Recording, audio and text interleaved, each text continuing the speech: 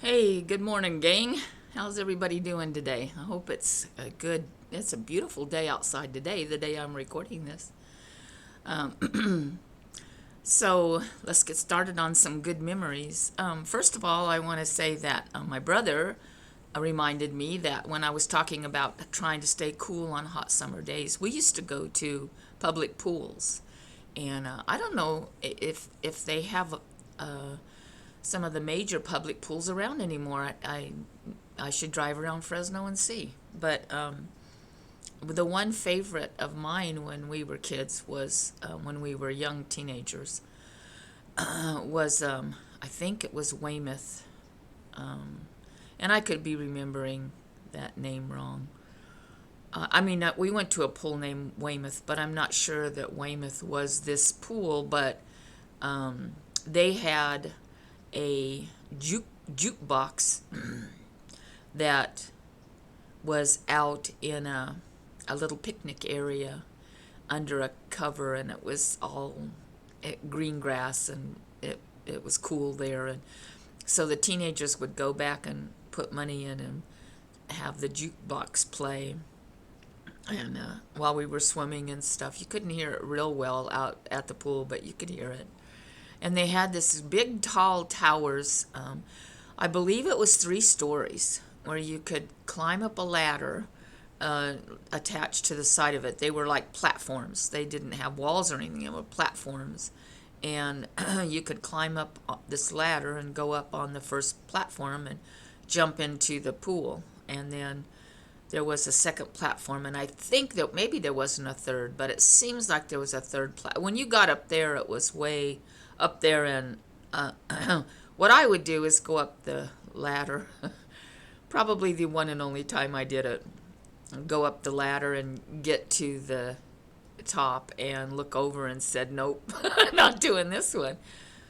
And then trying to get back down the ladder when kids were coming up was quite a trick. But yeah, I climbed back down the ladder. It was very scary, but that was a cool place to go. Another one that we went to was out by the airport, and it had an island in the middle of the pool, the swimming pool, and that was pretty cool. It was way calmer. My more adults, not so much taken over by teenagers, but it was cool. I recalled after the last one. Well, hang on just a minute. Okay, after the my last video, I recalled that there used to be a small ditch that ran along the length of the school and then went under the road. Not our corner. At our corner, I don't know where the water went because it disappeared. There was nothing beyond that point, but the other end, it went under the road and then continued on in what I guess would have been an alleyway if it hadn't had the ditch behind houses. The backs of houses butted up to this ditch. And we were always intrigued by the ditch. And so we sometimes would go down and get into it. And it wasn't, the water that was in it was maybe up to just above your ankles. I mean, it wasn't like it had water. You couldn't swim or anything.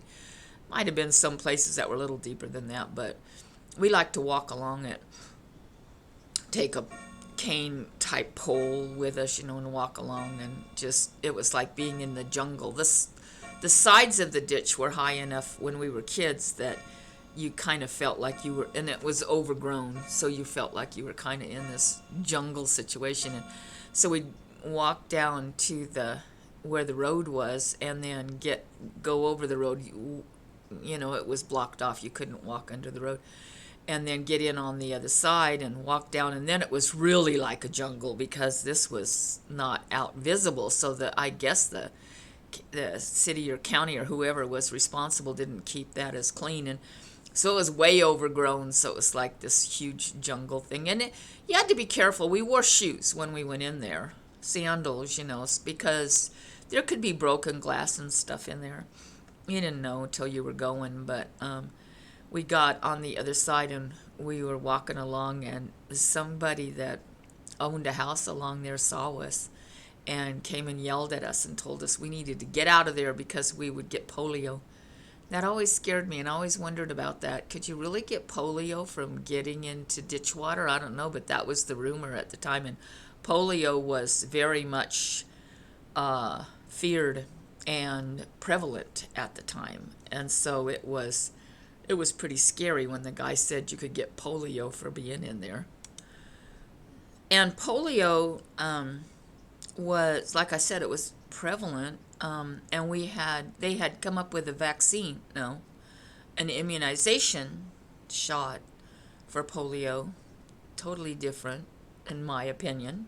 I might have a goofy opinion, but when you used to get these things, it immunized you. In other words, your body would take the antibodies that were put in, or the contaminant that was put in you, and build antibodies, and then you wouldn't get the illness at all. So it was super to have this immunization. But we'd get them at school. So you'd go line up. When we were really young, they were shots, and we'd line up, I can remember, along the cafeteria, because it was so... I hate shots. I, to this day, hate shots. I don't do well with shots. By the time I got up there to get my shot, I was a nervous wreck and practically hysterical, but I got my shot. And then after a couple of years, they started giving the medication in sugar cubes, which was my thing. I loved that. I'll go take that anytime. How does that work? I don't know. Doesn't seem like it would, but I knew one girl of all the kids we knew growing up that had actually contracted polio and was crippled because of it.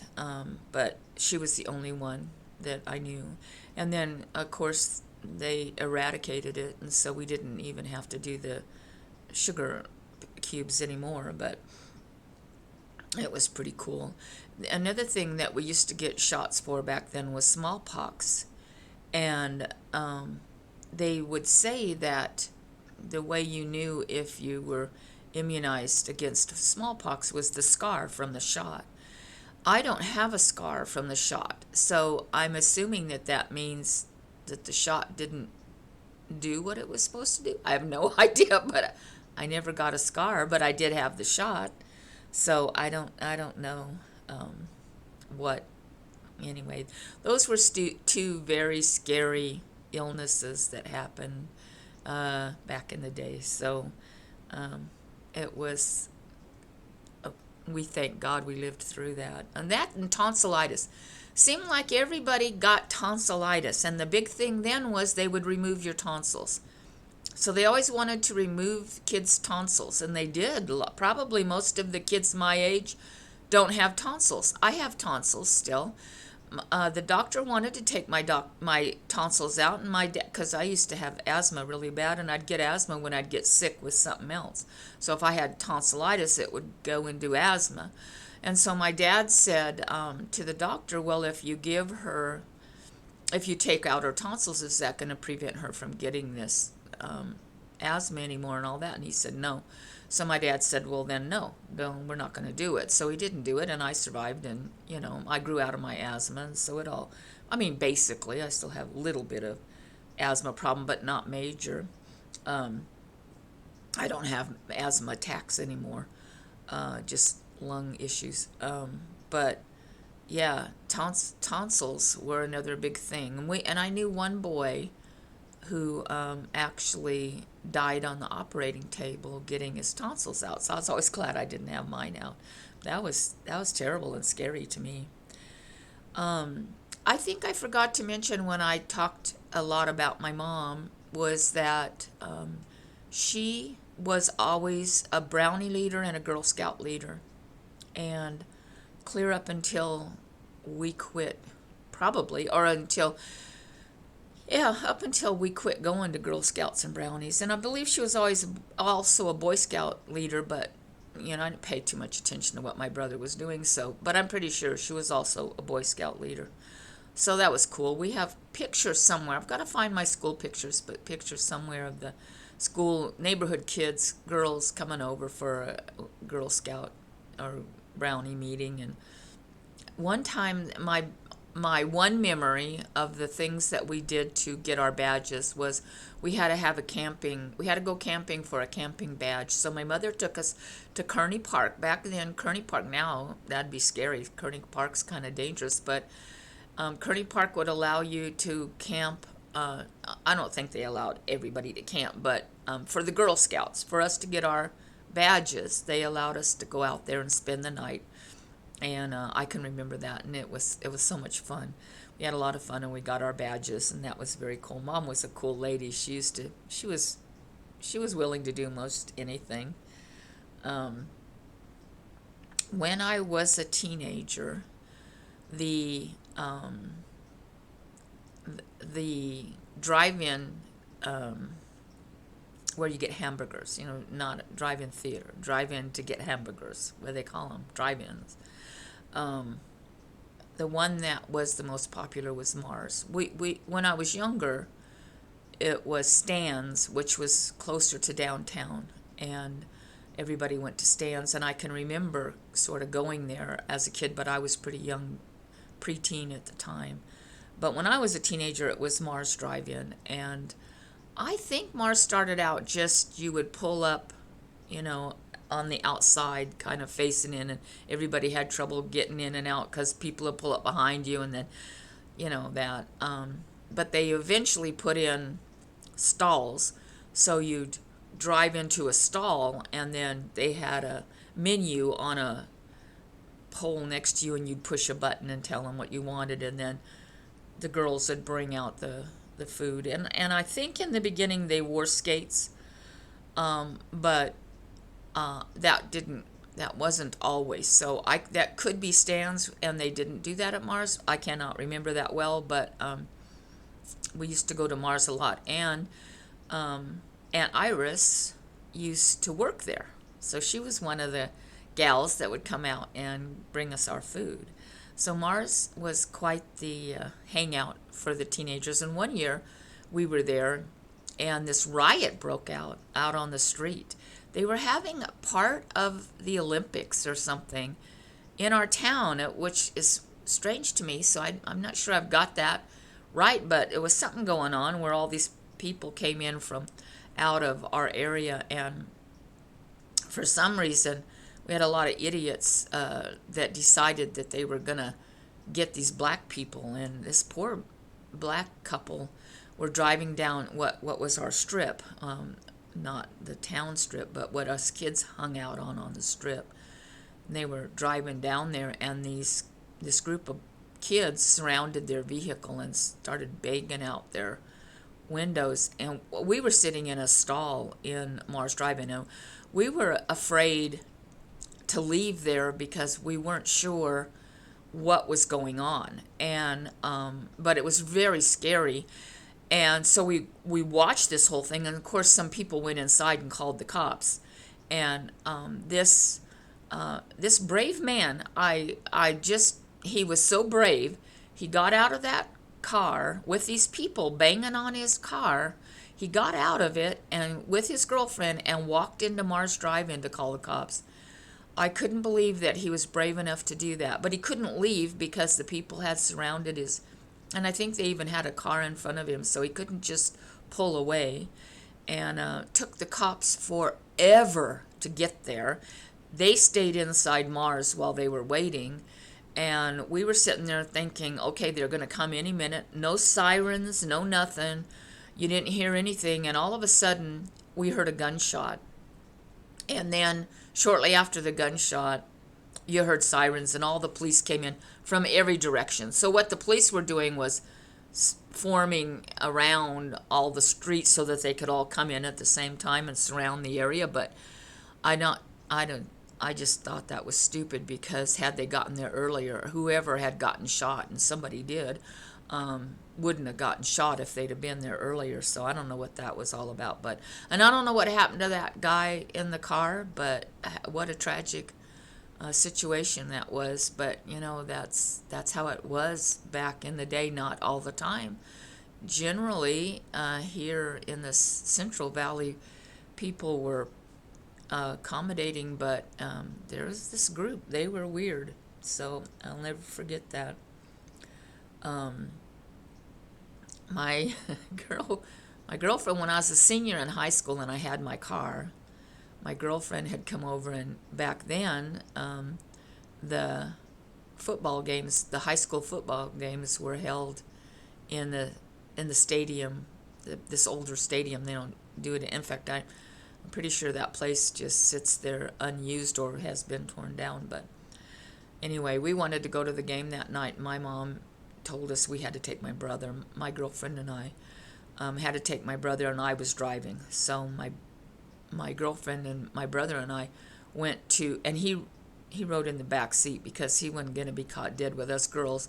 And so we went to the game, and we weren't allowed to go drag Main, but we were going to. And so after the game was over, we took off as fast as we could to get out of there so that we didn't get stuck in traffic, and got in the car and drove down Main, and had just a couple of times because we didn't want to be home too late because we didn't want to get in trouble. And then we went home to my house because she was going to spend the night at my house. And we walked in the door, and my parents said, "Where's your brother?" And I said, "Oh, we forgot my brother at Ratcliffe Stadium." And that scared the bejesus out of me. I didn't know what would happen to him. And my parents immediately got in the vehicle and went, and they got him. He was just standing there, and we didn't have cell phones or anything back then. And there wasn't even a payphone there. And so he just stood in this street light waiting, and they went and got him. And thank God he was okay. And that has haunted me ever since. Just so you know, Bruce, that has always haunted me. How in the heck? My girlfriend and I could both totally forget about my brother, but he wouldn't sit with us. See, he went and sat with his friends. So out of sight, out of mind, I guess. We had other things on our mind, and he just wasn't there. And so, oh my God, that was terrible. And I thought I was going to get killed. I really thought my parents were going to kill me, but they didn't punish me. And I thought, wow, I think it's because they knew this would haunt me the rest of my life. When I was in high school, there used to be this little neighborhood cafe across from the school, which was, in my opinion, such a smart thing. How that place couldn't survive financially would have been a mystery, because the kids, we were allowed to leave school at lunchtime. So a lot of us would go across, it was just across the street. We'd go across the street and go to this little cafe, neighborhood cafe. I just thought of that and thought I'd mention it, because these are things that aren't necessarily things that happen today. You know what I mean? The convenience of having these little mom and pop shops that used to be in one of the neighborhoods. I might have mentioned it before, but one of the neighborhoods where we used to walk around when my kids were little, that had older houses and great, there was a little grocery store type, mom and pop grocery store type store that wasn't open when my kids were little, but it had been when I was growing up, I guess. But one in my neighborhood, so I didn't go there, but I thought that was so cool. That it's too bad we don't have things like that a lot anymore. When we were little, every Christmas we would go down Christmas Tree Lane, and it was a big deal. They didn't have the nights where you walked back then. Well, we might have walked if that was the case, but they didn't have those back then. So we always went in the car. And but when you were in Girl Scouts and Brownies, maybe not so much Brownies, but in Girl Scouts, they had a booth, a little stage that was on the side of the road, and in front of I guess you'd call it a community center. I'm not sure what that building was, but it was set up in front of there, and then they would have performances. So schools would go there, choirs in schools would go there. And when we were in the Girl Scouts, we went there to sing Christmas carols. So when you drove by, you'd have kids up there singing Christmas carols. And so we did that for more than 1 year. It was great fun. And they'd serve hot chocolate and maybe a treat in that little community center when we went there. So that was so much fun. And I think we don't ever go down Christmas Tree Lane anymore because it's so crowded. You can't even get in there. I mean, it takes forever, and the displays aren't near as awesome as they were back then. And back then, people really went all out, and there was even some animation. In fact, the one really cool animation one was around forever until a few years back somebody stole part of it, and I think they got it back, but they had to put it in glass, and it was never the same. Because the houses on Christmas Tree Lane are set way back, back a ways, and they'd put all the decorations right out at the road, so it was easy for vandals to get to them. And I don't think we had so much trouble with vandals back when I was a kid, but of course nowadays everybody bangs up on everything. It's so sad. But anyway, it was always cool to go there and sing, and it was so cold, and we'd get all bundled up, and then we got to have hot chocolate. Great fun. They should still do that. If they don't, they should still do that. Another fun thing that we used to do quite often when we were kids was my dad would take us horseback riding. I used to remember the name of that stable we went to, and nowadays, if it was still there, it would be like right in living area people were, but back then it was kind of country and not all that far out. And so we would go there, and you could ride around the arena, and then sometimes you could ride out. They had it might have been a canal. There was a wide dirt road thing that cars didn't drive on, and you could ride your horse out there, but you would have to cross streets if you wanted to go very far. So one year I got a horse named Blackjack. You remember Blackjack when you're when you grow up, because Blackjack was a traumatic experience. We went out on the dirt road, and we were walking along, and something spooked Blackjack, and he took off lickety split running. And I'm like, I don't know how to ride a horse, hanging on for dear life. I'm not pulling back on the reins because I'm hanging on to the horn, the saddle horn, trying to keep from falling off of this horse that's gone crazy. And he's heading for the road, which was a pretty busy road, 2-lane, but busy road, cars were on it a lot, and he's heading for it, and I can't stop him, and I'm just screaming. And my dad's horse wouldn't run very fast, but he was trying, and he did finally get him to go fast enough. And I don't know if the horse knew something or if my dad actually caught him, but when we got to the road, that horse stopped and scared me to death. And of course we went back after that. But that's my my memory of my my terrifying horseback ride. We used to ride all the time. We had some friends that had a little Shetland pony that when they put a little saddle on him, and we could ride around in their little field, and so I got on the saddle, and the saddle just slipped right on the horse and me, and the saddle went onto the ground because they didn't have it tight. Because he used to puff his belly up so that they could, when they tightened it as tight as they could, he had his belly puffed up. So when you got finished, he'd let loose, and then it was loose. The saddle was loose, and they didn't realize it. And then another time when I went to ride him, he turned his head back and bit my leg. I don't know why. I didn't do nothing to him. He bit my leg. I don't know why I like to go horseback riding. It seems like I had traumatic experiences. But another thing that we did at that stable, I don't know what time of year we would do this. And I don't know if it was probably Girl Scouts or something, some occasion. But we could go on hay rides. They offered hay rides, and so a group, you would be in a group situation, and they would take you on some scenic hayride. It was really cool. That's another thing that they should still do if they don't.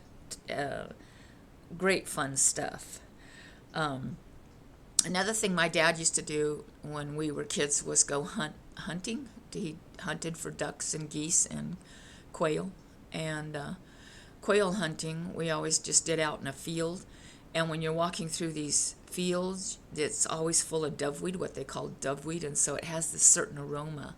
And even today, when I smell doveweed, it reminds me of our quail hunting days. But I don't know why today. I think hang on a minute, somebody's messaging me. Okay, well, that's interesting. Did you know that my EDDBOA, whatever that is, my government issued card has been locked due to suspicious activity? Well, since I don't own one, if you used it, it'd be very suspicious, would it not? Oh dear. That was quite scary. I don't know what that was, but anyway, what was I talking about? Oh, we used to go hunting. So nowadays, I would not be able to do this because I couldn't stand killing all those cute little quail, but he used to dove hunt too, but the quail were the hardest because they have that cute little pom-pom on their head, and they were so adorable. But we were his fetch dogs, so he would shoot them and we would run out and pick them up and bring them back, and he'd stick them in a bag. And when we got home, my mother or us kids were always in charge of plucking and cleaning them out. Mostly us kids, I think, plucked, and my mom probably cleaned them out. And then when you ate them, you always had to take the buckshot out of the meat because there'd always be buckshot in it.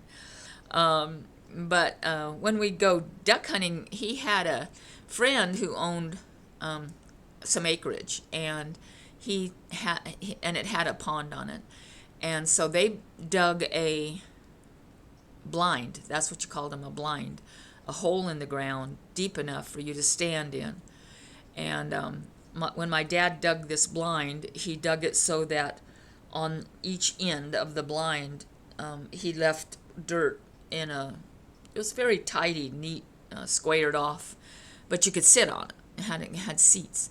So he would take us with him to go goose and duck hunting, and we had duck calls and geese calls, and you'd blow these, and then you'd listen to see if you could hear them, and we'd get to talking, and he'd always be telling us, "Shh, listen,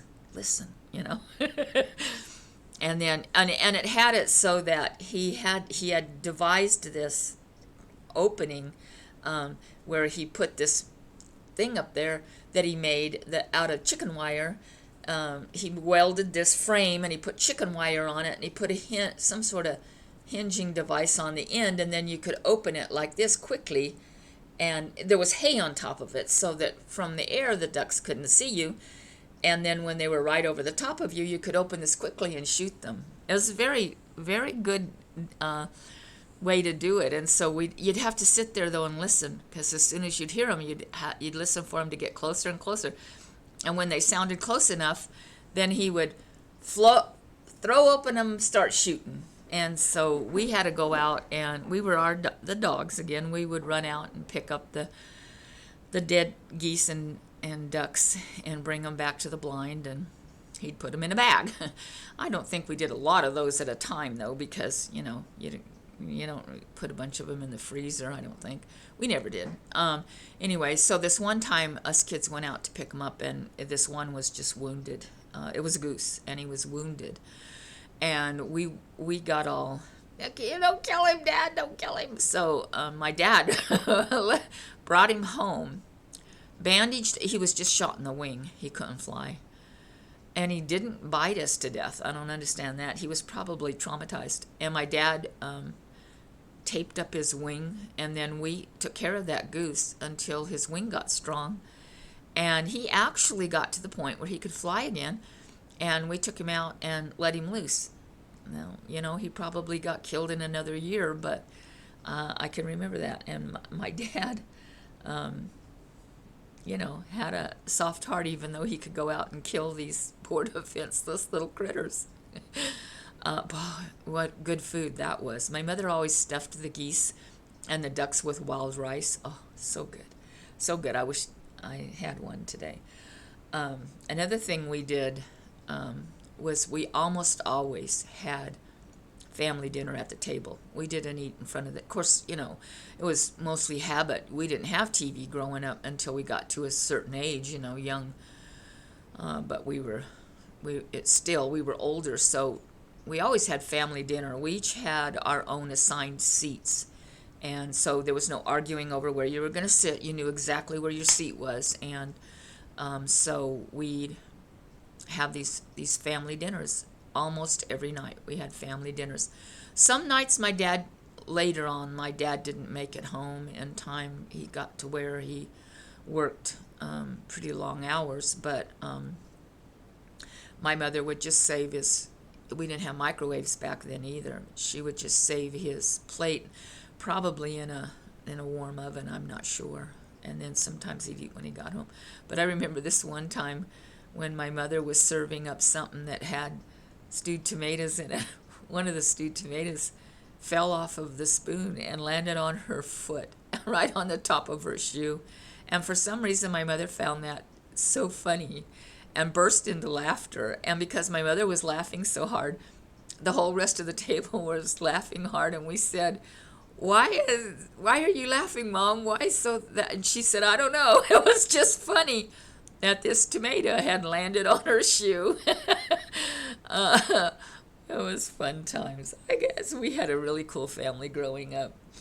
Um, I'm about to get done, but I thought just at the end of this little thing because I wished I'd have paid attention. I'm sure I asked my mother how her and my dad met, but I cannot remember.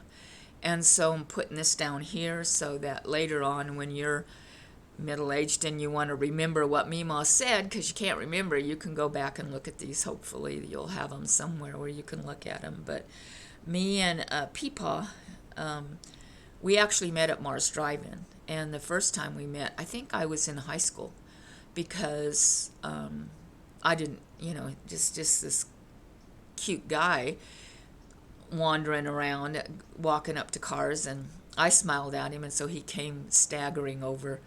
I thought he was probably 21 or 22. He looked older, and he staggered over and started talking to me and asked me for my phone number, and I had told him I didn't have a phone, which was kind of like, this is going to be funny because everybody had phones. And he said, oh, okay, well, maybe I'll see you around. And so he left, and I thought that was very odd that he would not question the fact that I said I didn't have a phone. And later on, I found out it's because he didn't have a phone. So that wasn't unusual to him. They did not have a phone. If they wanted to use a phone, they went down to the corner store and used a payphone. So I thought that was funny. But anyway, that's when I first met him. But we didn't really get exchange names or anything. And then it was a few months later, that I saw him again. Oh, and that time he was drunk. I should have had all these warning signals, but when you're young, you don't pay attention. So this is a good lesson for you. Pay attention to these warning signs. But the next time I met him was also at Mars. We met again there, and that time we started talking.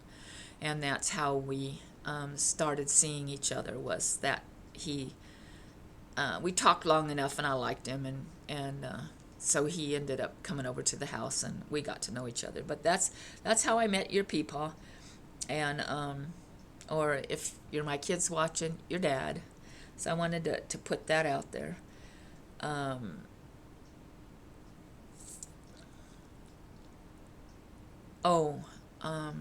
thought I'll do that next time. I think that's all I'll go into today. It was fun reminiscing with you. I hope you enjoyed it, and I hope you'll come back for the next one. And I don't know why you keep going back, but I keep hoping that when my grandkids are older and maybe my great-grandkids get old enough to wonder, these are going to be helpful, hopefully. Anyway, it's been fun for me, and I'm hoping you enjoy them. And if so, I'll see you on the next one. Love you guys. Bye-bye.